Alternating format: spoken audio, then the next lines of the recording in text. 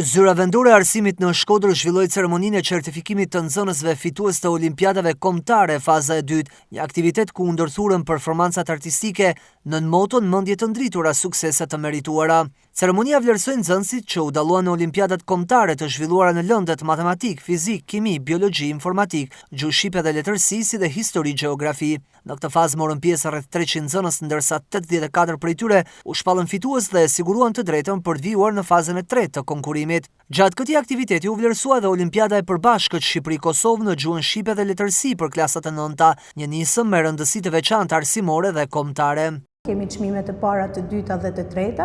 fituese për të gjitha nivelet dhe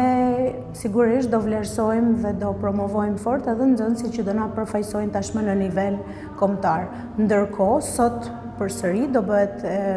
ndarja e çmimeve për nxënësit pjesëmarrës dhe fitues të Olimpiadës mbarkombëtare të gjuhës shqipe dhe letërsisë që zhvillohet mes Shqipërisë dhe Kosovës. Dhe pikërisht mesazhi që kjo Olimpiadë synon të japë është gjuha shqipe, është ura lidhëse me të dy vendet dhe sigurisht është një nivel i njëjtë konkurimi për të dy vendet tona. Dhe në këtë Olimpiadë kemi patur mbi 100 nxënës pjesëmarrës dhe kemi 22 fitues që do na përfaqësojnë pastaj në nivelet e tjera. Për ne është moment sigurisht për të vlerësuar fort, është moment për të vlerësuar punën dhe përkushtimin e nxënësve nga njëra anë, punën e mësuesve, mbështetjen e familjeve, është një rezultat që vit mas viti vetëm rritet dhe është kënaqësi që ne